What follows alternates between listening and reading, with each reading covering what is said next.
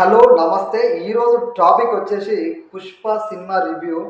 Pushpa cinema ప్రేక్షకులు అనుకున్న అంచనాల్ని అందుకుందా? పుష్ప సినిమాలో మెగా ఫ్యామిలీ మీద ఉద్దేశపూర్వకంగా సెటరికల్ డైలాగ్స్ ఏమైనా ఉన్నాయా?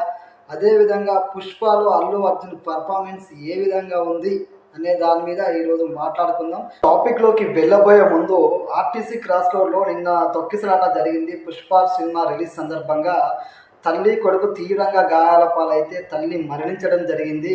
కొడుకు గాయాలతో చికిత్స పొందుతున్నాడు. చాలా విషమంగా ఉందని తెలుస్తుంది. చాలా చాలా బాధాకరమైన విషయం ఇది. ప్రతి ఒక్కరూ నిజంగా దీనికి ఎవరు బాధ్యత వహిస్తారో, ఆ కుటుంబాన్ని ఎవరు ఆదుకుంటారో చూడాలి.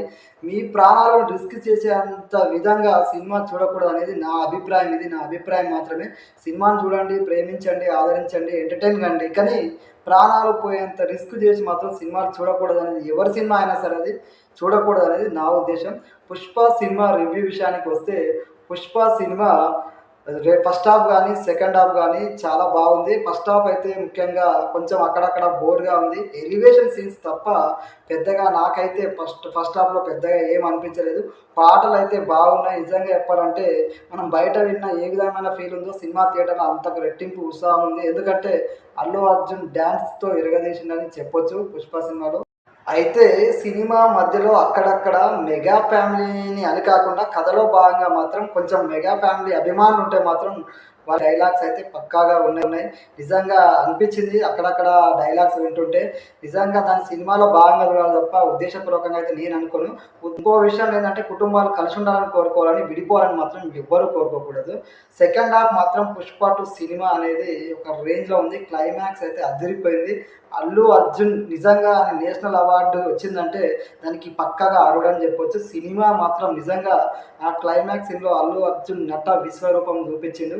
నిజంగా అలాంటి నటన చేయాలంటే నాట్ ఈజీ. పాటలతో పాటు అల్లు అర్జున్ నటన కోసం మాత్రమే సినిమా చూడాలి తప్ప సినిమా చాలా వరకు అక్కడక్కడ బోర్గా ఉంది. అనుకున్న స్థాయిలో అయితే నాకు అనిపించలేదు. కానీ అల్లు అర్జున్ నటన చూసిన తర్వాత, క్లైమాక్స్ చూసిన తర్వాత నిజంగా ఆయన కోసం సినిమా చూడొచ్చు అనే భావన కలిగింది తప్ప పెద్దగా నేను అనుకున్న స్థాయిలో అయితే ఫస్ట్ హాఫ్నే బోర్ అనిపించింది. సెకండ్ హాఫ్లో మాత్రం ఆ క్లైమాక్స్ సీన్, అక్కడక్కడ ఎలివేషన్ సీన్స్ అంటే ఎవరికైనా నస్తాయి. కానీ కథలో బలాన్ని మిస్ అయిపోయింది సుకుమార్ అని చెప్పొచ్చు. నిజంగా అనుకున్న స్థాయిలో ఆ కథని ఆయన ప్రజెంట్ చేయలేకపోయిండు. చాలా వరకు క్వశ్చన్ మార్క్ లాగా ఉంటుంది. అన్నీ ఎగరగొట్టిండు సినిమాలో. మొత్తానికి ఆ సినిమా ఎలా ఉంది అంటే బాగుంది, చూడొచ్చు. జై హింద్.